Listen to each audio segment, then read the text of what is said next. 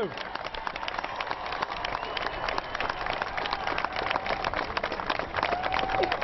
What a beautiful day.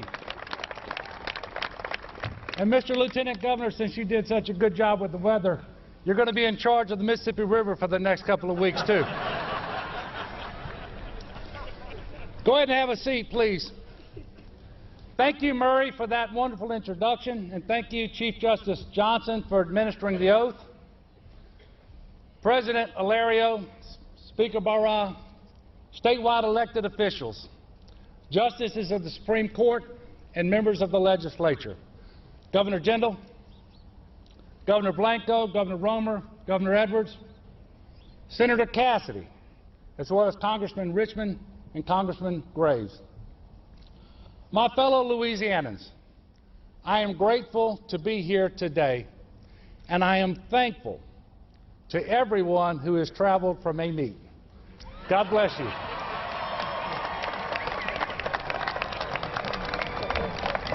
As well as other places from around the state, near and far, to join us for this ceremony.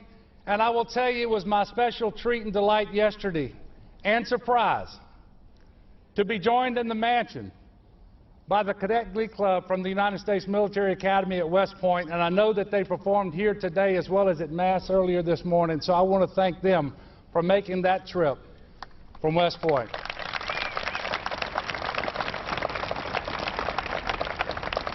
Governor Jindal, the first thing that Donna and I would like to do is to thank you and Mrs. Jindal and your staff for the efficient and gracious way in which this transition has been handled. Your kindness and cooperation is a testimony that we can indeed work together for the common good of the state that we all love. And speaking of love, I want to thank the love of my life.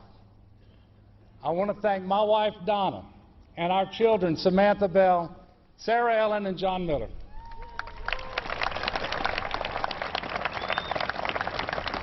And I also want to thank my mother, Dora Jean Edwards, and pay tribute to my late father, Frank Edwards, Jr., who died while the campaign was underway. I miss him terribly, and I thank him for passing on to me a sense of service, commitment to others, and the value of hard work. I love my parents, siblings, and extended family, and thank each of them for helping me to stand before the state today as Louisiana's governor.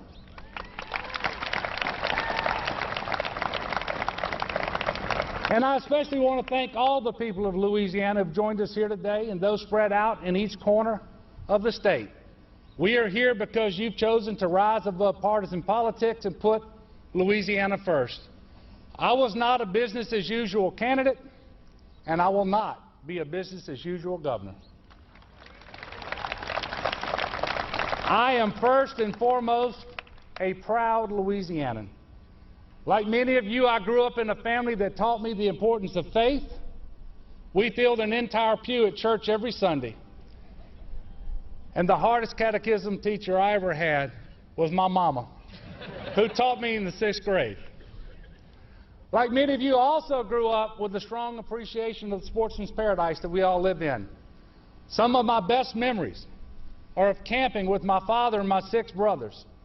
Every year we would float the Tangipahoa River to Manchac, eating whatever we killed or caught along the way.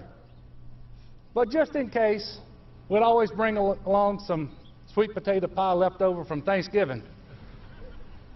But my favorite memories of those trips are the time spent sitting around those campfires on cold nights. Those kind of campfires some of you would like to have out there right now, I suspect. But sitting around those campfires on cold nights talking to my dad and to my brothers in discussion and debate. In Louisiana, our land is diverse, our ideas are diverse, and our people are diverse. From the original Native American inhabitants to the French, Spanish, Acadians, and Africans. From the Yugoslavian oyster harvesters to the Sicilian strawberry farmers. Nearly every nation on earth has left its imprint on our culture. Louisiana is an example to the rest of the country that diversity is a source of strength. It is not weakness. It is not division.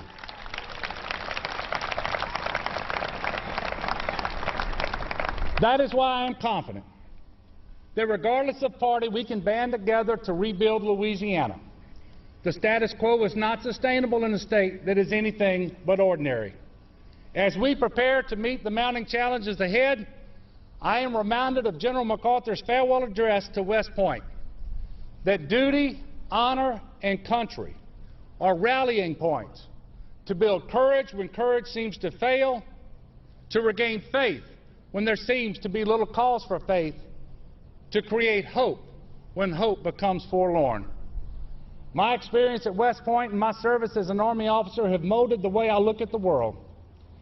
Ever since Athens defeated Sparta over 2,500 years ago, and the history of that war was written, military officers have been trained to look at every challenging task in a three-step process. The first step is gathering all the information you can about the job at hand. The second step is to ask yourself and knowledgeable people around you, what are our options to successfully address the challenge, and which ones best fit our mission and our values? That's the choice of a strategy. And finally, step three is a decision on tactics. How are we going to get it done?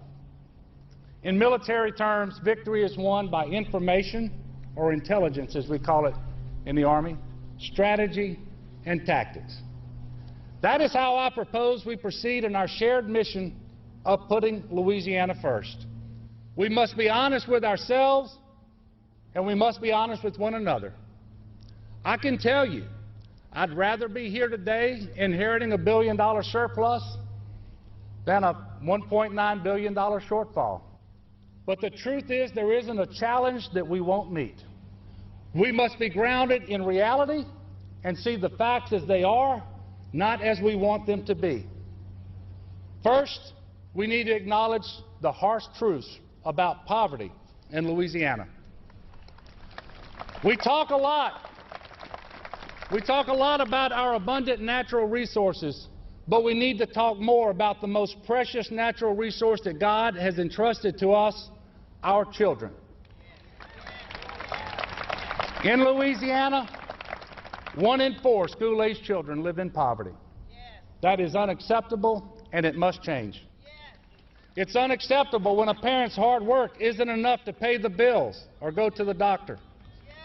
And I've traveled from Algiers to Zwolle and met countless single mothers working for minimum wage behind the cash register at a gas station. Often it's just one of several jobs that they have, and they still can't make ends meet. And while the faces are different, their struggles are the same.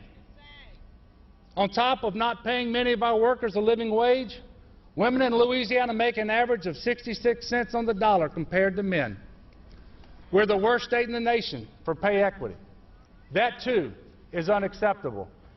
It's unacceptable not just for my daughters, but for all women in our state.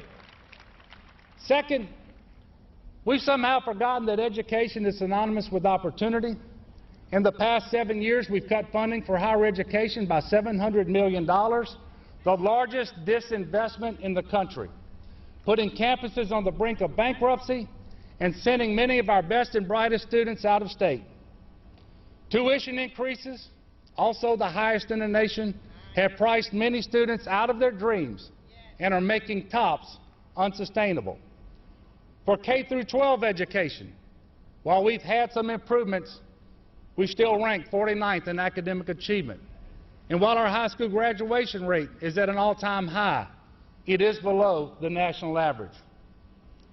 Last but certainly not least, we face a daunting fiscal crisis. We can no longer afford to lurch year to year, cobbling together temporary fixes and expecting to realize permanent sustainability. If we don't fix the structural budget deficit, we can't fix any of our other problems. Those are the facts. We are one of the richest states in cultural and natural resources, yet our performance lags in too many critical categories. There is seriously a lot of work ahead of us. As Lincoln put it, the dogmas of the quiet past are inadequate for the stormy present. We are here because the people of Louisiana believe we can do better. By doing better, we will be better than these rankings suggest, and we are not going to let you down.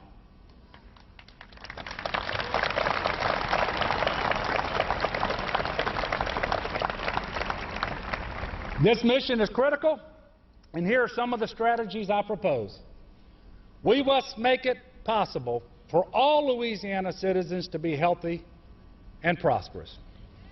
So as promised, tomorrow I am going to accept the federal funding to expand Medicaid so that working families in Louisiana can get access to health care.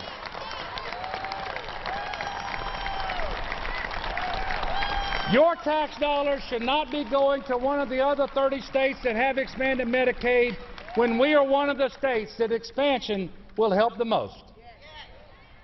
We should make a modest but meaningful increase to the minimum wage, and the legislature should finally pass effective equal pay so that women, the economic leaders of many households, get the same pay for the same work.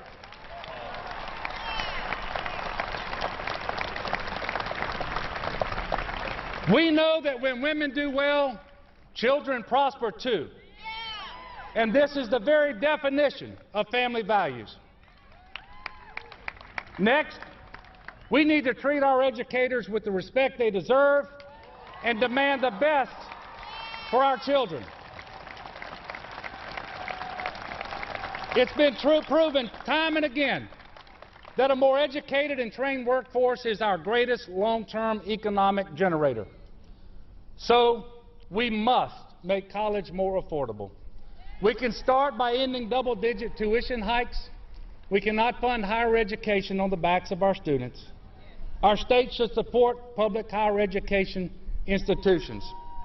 And we must also increase need-based aid for students ready to enroll in colleges across Louisiana, and works towards a goal of funding higher education at 50% state support and 50% tuition and fees.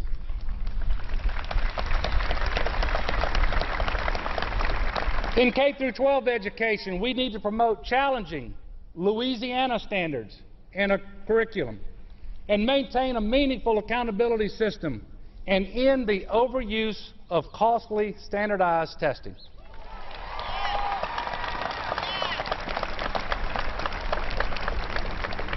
We should also enhance and protect local control of public education so that taxpayers, voters, and local school boards are empowered to oversee the financial and educational decisions that impact the success of our children. And finally, our top priority must be stabilizing the budget. And while all options are on the table, we're going to make strategic budget reductions, increase efficiencies, accept our federal tax dollars back, and rework the failed system of tax incentives, credits, and rebates, which too often bleed the state's revenue and leave little to show for the spending. Now, how are we going to make this happen? By partnering with the legislature, business and industry, local governments, educators, stakeholders, and working people all across this state. By calling on the kind of discipline, steel-eyed focus, and determination to succeed. By moving onward.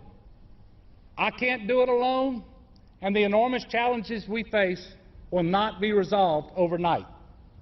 But together, we will accomplish our mission. Now is the time for full participation. I am calling on the legislature to work with me and pass sound solutions, and I'm calling on the people of Louisiana to constructively engage and share your thoughts and ideas.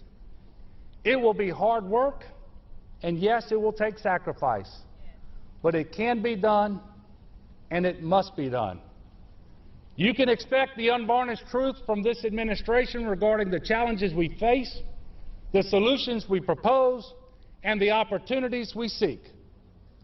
The breeze of hope that got us here today will also drive a current of change as mighty as the Mississippi.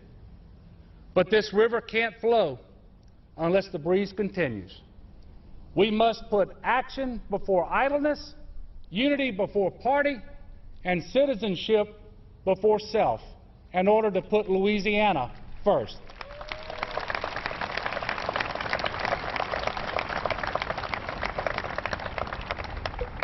Like you, I've been here through good times and bad. We are not a perfect state, but we are a resilient one. Following shared sacrifice, there will be shared prosperity. I am bullish on our future. Louisiana's best days are certainly ahead, and I want you to be as excited and optimistic as I am. Remember, after Katrina, we battled back. In fact, we still celebrated Mardi Gras. And after the Red River flooded, families still gathered at the state fair. After the oil spill, we didn't give up. We're still fishing for oysters and shrimp. The sugar cane still grows in Louisiana. Tourists still flock to the French Quarter, and new industries continue to emerge. And if there are two things Louisiana will never run out of, it's gumbo and gumption.